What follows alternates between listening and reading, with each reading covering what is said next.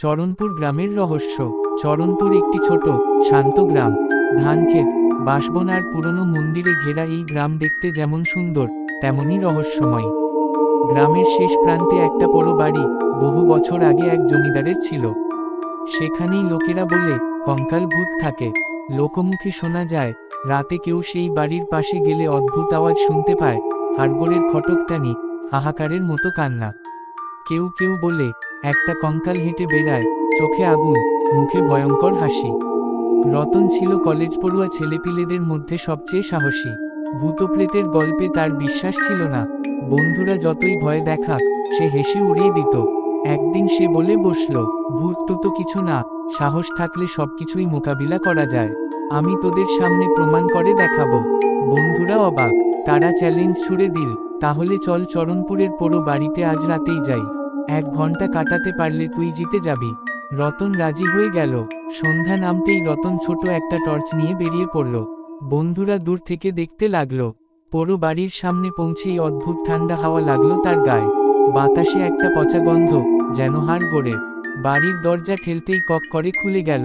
ভেতরে ঢুকে রতন টর্চের আলো ঘোরাতে লাগলো। ধুলোমাখা আসবাব, ছিন্ন মেঝে, আর একটা পুরনো কাঠের চৌকি। হঠাৎ সে দেখতে পেল মেঝেতে কিছু হাড়গোড় ছড়ানো। এটা কি আসল নাকি নাটক ভেবে হাসল রতন। কিন্তু তখনই তার পেছনে একটানা খটখট খট শব্দ। সে ঘুরে দেখে কিছু নেই। আবার সামনে তাকাতেই চমকে ওঠে, সামনে দাঁড়িয়ে আছে একটা কঙ্কাল। মাথার খুলি, খালি চোখের কোটর, হাতের হাড়ে শিকল বাঁধা, আর তার মুখে একটা কুণ্ঠিত হাসি। রতন চিৎকার করে উঠতে চাইল, কিন্তু গলা থেকে আওয়াজ বেরোলো না। কঙ্কাল হঠাৎ করে হাঁটা শুরু করলো, হাড়ের খটখটে শব্দ উঠতে লাগলো ঘরের প্রতিটি কোণায়। আমি ছিলাম জমিদার রাজেশ্বর রায়ের কিষাণ। নাম ছিল জয়নাল। জমিদার আমাকে চুরি অপবাদে মারধর করে মেরে ফেলে এই ঘরে কবর দিয়েছিল। কোনো শেষকৃত্য হয়নি। আমার আত্মা আজও ঘুরে বেড়ায় মুক্তি পেতে। রতন কাঁপতে কাঁপতে বলে, আমি কি করতে পারি তোমার জন্য? কঙ্কালটা কাছে এসে কাঁদো কাঁদো গলায় বলল, আমার হাড়গুলো নদীর জলে বিসর্জন দাও, শান্তি পেতে চাই। পরদিন ভোরে বন্ধুরা ভেবেছিল রতন আর বাঁচবে না, কিন্তু অবাক করে সে জীবিত ফিরল।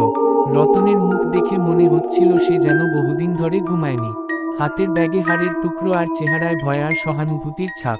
সে সবাইকে ঘটনাটা জানালো।